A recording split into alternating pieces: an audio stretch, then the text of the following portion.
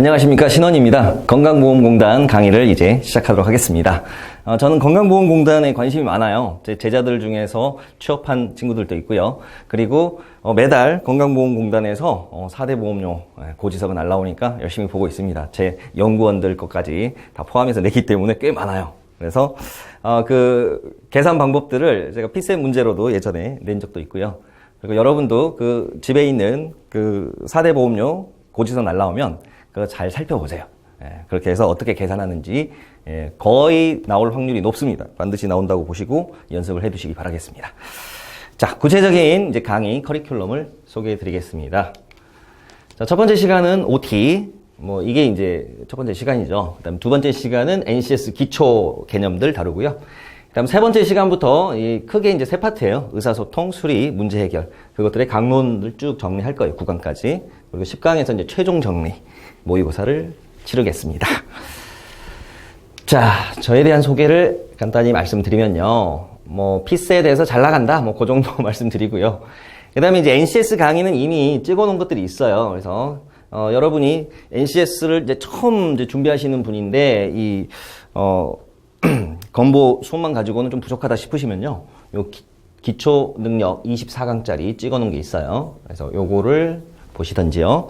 그리고 특히 이제 수리 파트가 약하시다면 수리 자료에서 핵심 강의 6강 찍어 놓은 게 있습니다. 그래서 요것도 참고하시고요. 그래서 리포트 사이트 들어오시면 됩니다. 그리고 피셋 문제 전반적인 그 풀이를 듣고 싶다면 프라임법 학원에서 진행한 강의들이 있으니까요. 기초 강의나 기본 강의 정도 들으시면 되겠습니다. 그리고 연락처 이거 좀 체크해 두세요. 카톡으로 질문 주셔도 되고요. 그 다음에 여기 카페 위포트에 위포트 전용 카페가 있죠. 윈스펙. 여기 신원팀 란에다가 질문하셔도 됩니다. 근데 가급적이면 카페에다 질문해 주시면요. 다른 분들하고 생각들을 공유할 수 있으니까 그게 더 좋을 것 같습니다. 자, 그리고 제가 개인적으로 운영하는 카페가 있어요. 펜PSAT 다음에 있는 여기 들어오셔서 우수 회원 신청란에다가 신청해 주시면요. 여러분 피셋 기출문제 같은 거 다운로드 받아서 여러분의 학습에 도움되는 자료들을 많이 받을 수 있을 겁니다. 그래서 우수 회원 신청해 주시면 돼요. 자, 요 정도 제 소개를 마치고요. 그 다음에 이제 NCS에 대한 이야기를 좀 하고 갈게요. NCS란 무엇이냐? National Competency Standards라고 약자를 써놨네요. 그래서 국가 표준 역량이라고 하는데요. 그 영역 중에 하나가 이제 직업 기초 능력 평가. 첫 번째 단계죠. 그래서 객관식으로 나오는데 10가지 영역이 있어요. 근데 10가지 영역을 모든 기관에서 다 보는 건 아니고요. 기관에 따라서 이제 그 중에서 이렇게 보는데요. 필수적으로 들어가는 게 이제 의사소통 능력, 수리 능력. 요거는 항상 필수적으로 들어가요. 그 외에 이제 중요한 영역들이 문제 해결 능력, 자원 관리 능력, 요런 두 가지 분야가 좀 중요한 영역인데요. 건강보험공단 같은 경우에는 전년도까지는 이 세 번째 영역을 종합 문제 해결 능력이라고 했어요. 그래서 그 영역 안에 문제 해결 능력, 자원 관리 능력, 정보 능력 등의 문제들이 포함되어 있었어요. 근데 올해는 문제 해결이라고 이름을 바꿨어요. 그래서 저게 순수한 의미의 문제 해결 능력만을 말하는 건지 아니면 작년처럼 종합 문제 해결 능력이라고 해서 나머지 영역들까지 포괄하는 건지는 아직은 확정할 수는 없어요. 그렇지만 준비하시는 입장에서는 그래도 넓게 준비하셔야지. 그죠? 그래서 제가 강의 때는 자원관리 능력이나 정보 능력에 대한 문제들도 다룰 겁니다. 자, 그리고 자료 해석하고 관련된 영역들이 수리, 문제 해결, 자원관리, 정보 능력. 그래서 NCS 직업기초능력평가의 핵심 영역들이 결국 자료 해석하고 관련되어 있다. 즉, 표 그래프에다가 텍스트 정보가 결합되어 있어서 그거를 해석하고 계산하는 문제들이다 라고 이해하시면 되겠어요. 그리고 최근에 의사소통 능력도 트렌드가 NCS 기반형으로 실무적인 독해들이 나와요. 그래서 보고서라든지 기획안 같은 것들. 그래서 거기에 표도 들어가고 수치도 나와 있고 합니다. 그래서 결국 좀 종합적인 해석, 종합적인 해결 능력을 보는구나 라고 이해하시면 되겠습니다. 자, 이제 구체적인 영역별 소개를 하겠습니다. 자, 건강보험공단 시험 구성은요, 아까도 말씀드렸듯이 이 세 영역으로 되어 있는데, 각각 20문제씩 구성이 되어 있습니다. 그리고 문제 해결 능력은 예전에는 종합이란 말이 들어가 있어서, 문제 해결 능력 외에 자원관리나 정보 능력이 포함되어 있었는데 이제는 문제 해결 능력이라고 그냥 줄였어요.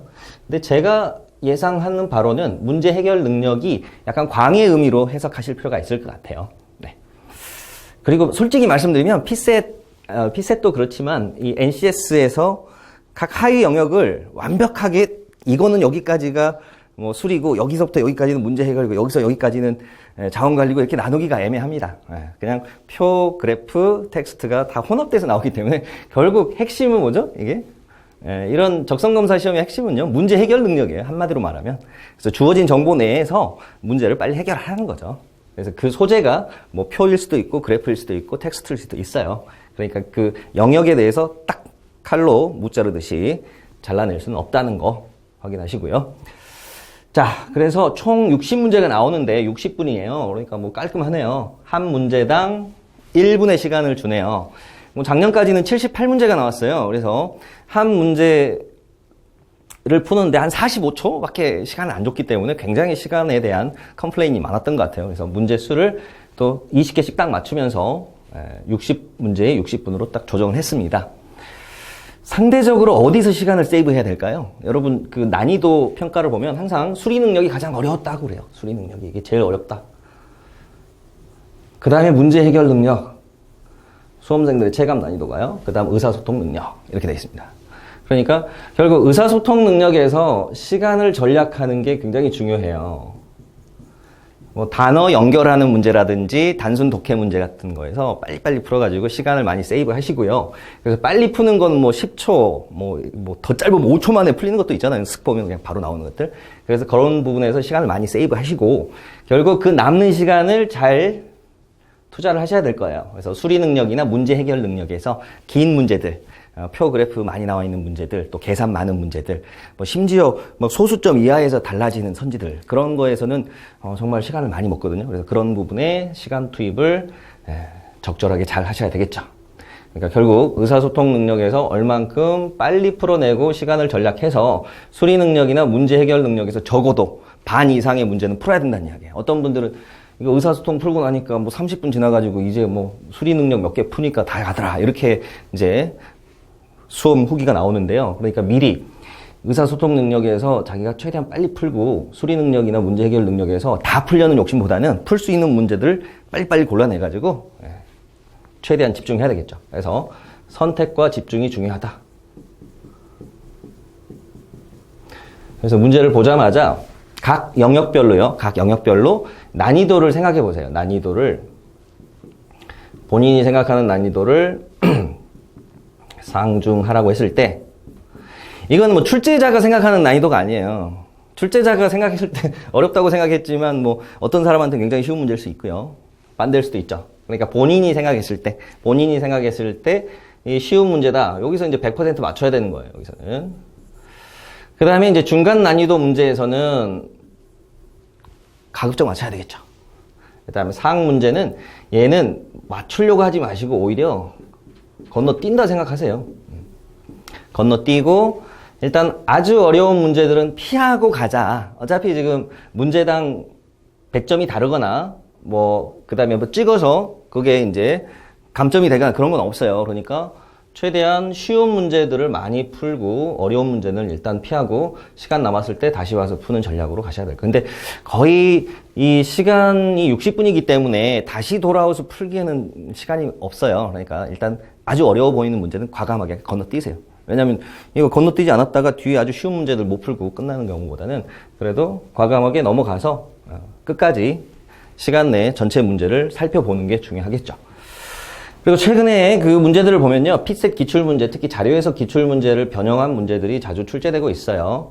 이거는 제가 수업하면서 구체적인 예들을 알려드리겠습니다. 그래서 조금 시간 여유가 있으시다면 제가 강조했던 제 카페에 들어오셔가지고 P셋 기출문제 한번 다운받아서 풀어보시면 좋겠어요. 최근 문제라도. 자, 그러면 이제 샘플 문제들을 하나씩 보겠습니다. 일단 의사소통 능력의 좀 세부 항목들을 보고요. 샘플 문제 보겠습니다. 자, 의사소통의 구성은 크게 세 파트로 되어 있어요. 단어 연상, 뭐 동의어, 반의어, 동일 관계, 뭐 이런 것들은 쉽죠. 뭐 기본적인 상식 수준에서 다 풀 수 있는 것들이에요. 그 다음에 언어 이해. 이건 일반 독해예요. 그래서 뭐, 이거는 수능 보셨던 분들이라면 그 정도 수준이면 다 풀 수 있어요. 그래서 주제 찾는 거, 지문 중에 뭐, 옳은 거 옳지 않은 거, 주어진 텍스트하고 비교해서 분석하시면 돼요. 그래서 여기까지도 쉬워요.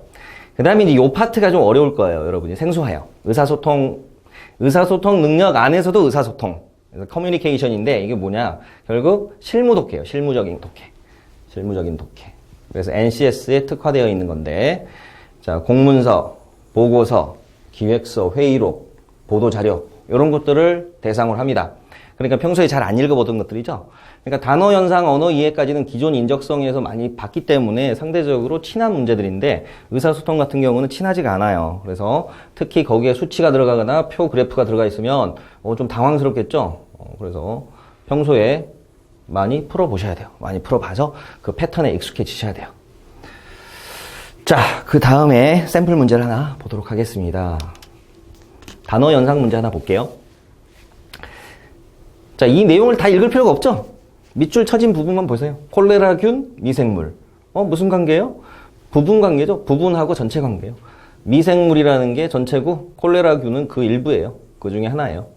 따라서 이런 관계를 찾아내라. 뭐 1번 보겠습니다. 소나티네, 악곡. 뭐 그러네요. 소나티네가 악곡의 한 부분이죠. 그 다음에 2번 악어, 악어새. 요거는 이제 동물들의 뭐 공존관계에 있는 동물이죠. 그 다음에 3, 절도, 사기. 요거는 그냥 병렬, 나열한 거죠. 그 각각의 범죄를. 그 다음에 4번, 조현병, 정신분열병. 요거는 이제 동의어 관계죠. 그래서 뭐 1번이 바로 답이 되겠네요. 그래서 이런 것들은 뭐 10초도 안 걸려야 되겠죠. 딱 보는 순간 바로 찾아내야 되겠습니다. 자, 수리 능력 쪽에 하위 항목들을 보겠습니다. 자, 수열, 응용수리. 여기까지도 뭐 많이 봤을 거예요. 기존의 인적성에서 많이 다뤘을 겁니다. 그래서 수열 문제, 그 다음에 응용수리, 뭐 주로 연립방정식이나 뭐 단순연산 또는 뭐 속도, 농도, 확률 같은 문제들 이런 것들은 친숙한 부분이고요. 그 다음에 이제 자료해석이 좀 생소할 거예요. 자료해석이 역시 실무와 관련된 건데, NCS 특화되어 있다. 특히 본인이 지원하는 공사공단의 관련 업무랑 관련된, 관련이 2번 나왔네요. 관련 업무랑 관련된 자료들이 많이 나와요. 그러니까 뭐 한전을 지원하시는 분이라면 전기 관련된 통계가 많이 나오고요. 이제 여러분은 이제 건강보험에 일단 포커스를 두고 있으니까 건강보험공단에서 일단 관련 업무가 뭘까요? 뭐 건보료, 그죠? 건보료에다가 뭐 장기요양보험 뭐 등등등 있죠. 자, 그런 것들 관련된 그 계산 문제가 나올 거고요. 그리고 이제 고령화 관련된 통계들도 나올 가능성이 높아요. 그죠? 그래서 뭐 노인 복지라든지 뭐 이런 데 관련된 통계들도 나올 거예요.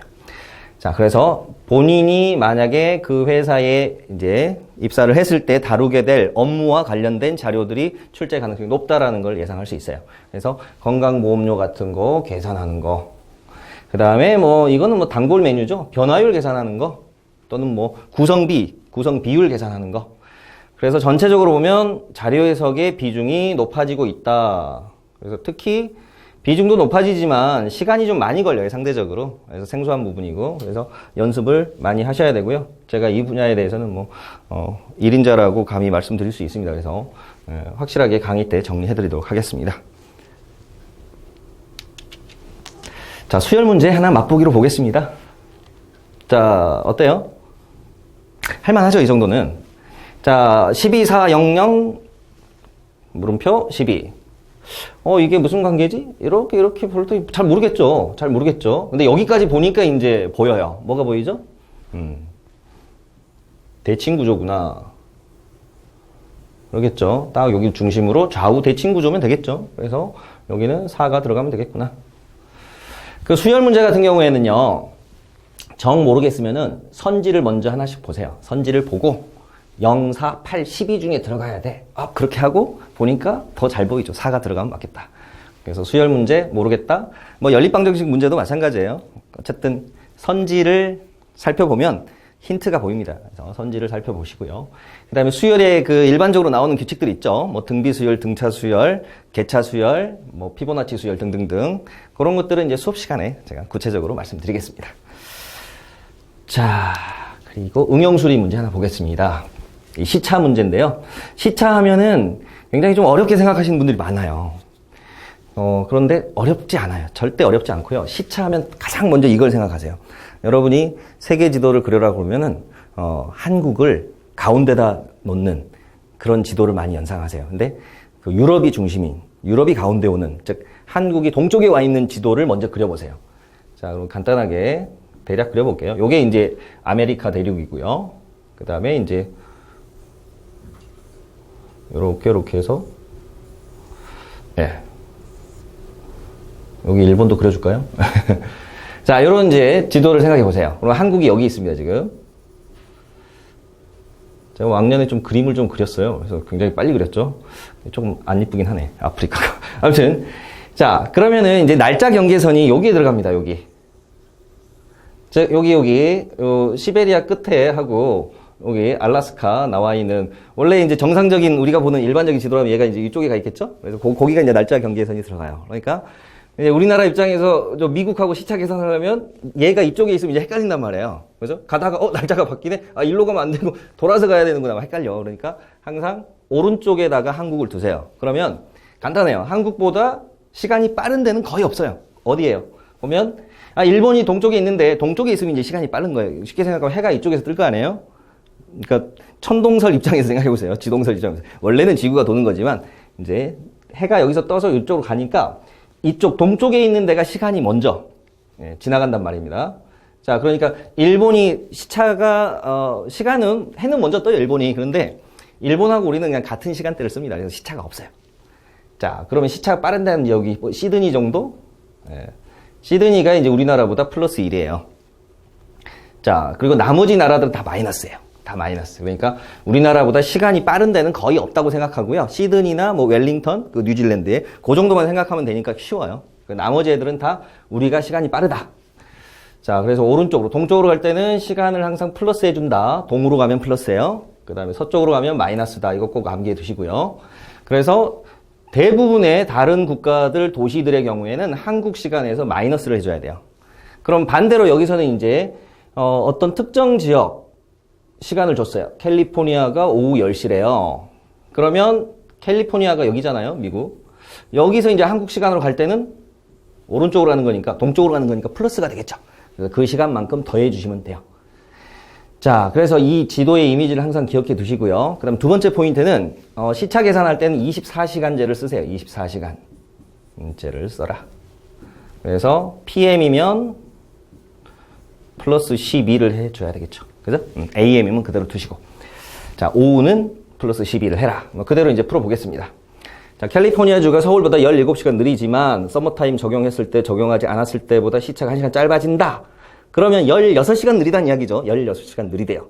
자, 그러면 이제 오른쪽으로 가야 되니까, 캘리포니아 시간에다가 16시간을 더 해야 되겠죠. 그럼 오후 10시니까, PM 10시니까, 12를 더하면 22시예요. 22시. 자, 여기에다가 플러스 16을 해줘요. 그러면 이제 한국 시간이 되겠죠? 그러면 38시가 되겠죠. 자, 주의하세요. 38시라는 거는 없는 시간이죠? 24시간제니까. 그래서 24를 빼고 남는 부분은 얼마가 되죠? 그러면 14가 되겠죠?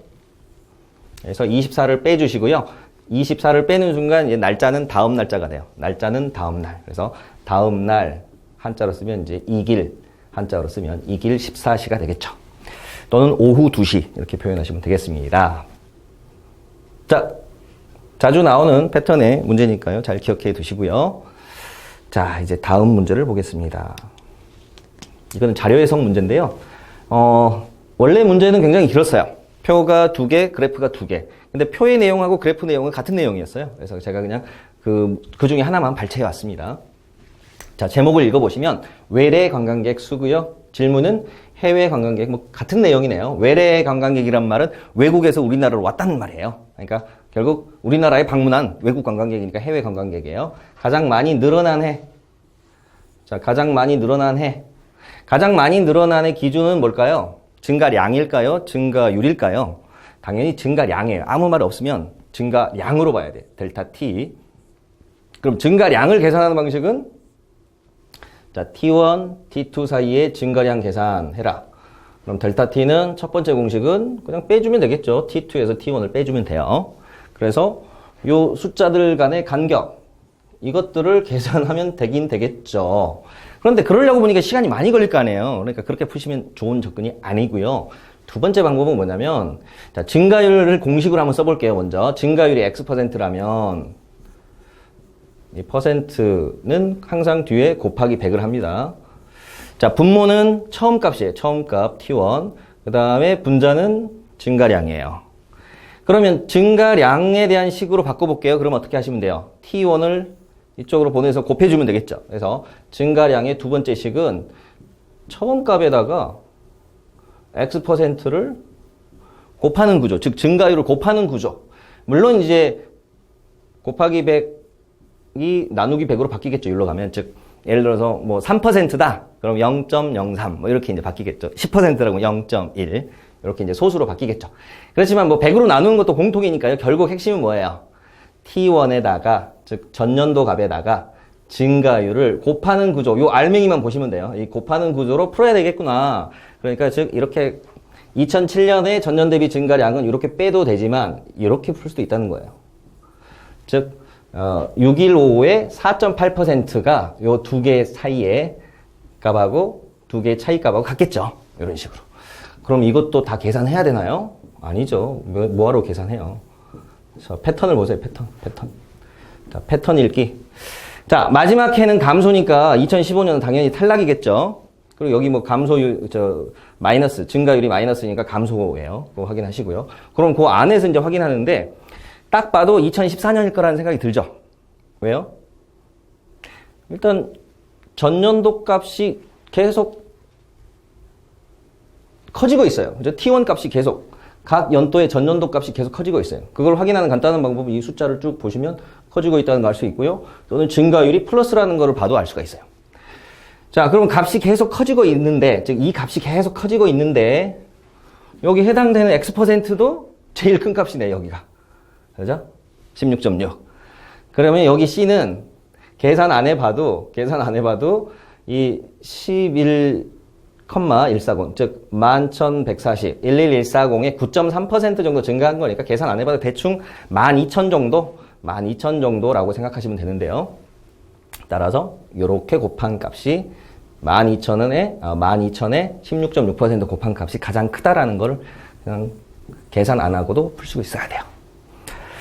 자, 뭐 쉽게 이해되셨나요? 그래서 전년도 값에다가 증가율을 곱하는 구조인데 2014년이 전년도 값도 가장 크고 2015년을 제꼈기 때문에 이 14202는 이용되지 않은 거예요. 그러니까 이건 볼 필요 없고 이제 전년도 값들 중에서 보면 각 연도의 전년도 값들 중에서 2014년이 가장 크고 C가 가장 크고 그 다음에 곱해지는 증가율도 여기가 가장 커요. 16.6%. 자, 그럼 증가율 하나 질문해 볼게요. 여기 A나 B는 16.6%보다 클까요? 작을까요? 어때요? 뭐 앞에 숫자만 볼게요. 64에서 68. 뭐 반올림에서 65로 본다 하더라도 10%도 안 되네요. A는. 그 다음에 B의 경우는요. 두 자리만 일단 읽어볼게요. 78, 87인데 뒤에 9가 있으니까 88로 읽읍시다. 그럼 78에서 10 정도 커진 거예요. 그럼 10%보다는 크지만 15%는 안 된다는 걸 쉽게 알 수 있겠죠. 그래서 결국 이 2014년이 최대값 곱하기 최대값의 구조다. 각각 최대값의 구조로 나온다. 따라서 계산 필요 없이 알 수 있다. 자, 여기까지 이제 자료 해석 샘플 문제였습니다. 자, 다음 문제는 아니고요. 다음 영역 보겠습니다. 이제 문제 해결 능력인데요. 자, 문제 해결 능력을 협의의 관점에서 보면은 명제 문제, 참거짓, 기존의 인적성에서 봤던 문제와 그 다음에 독해 플러스 수리가 결합되어 있는 형태. 즉 의사소통하고 수리가 결합되어 있는 형태. 그래서 자료 해석하고 유사한 문제로 분류를 할 수가 있어요.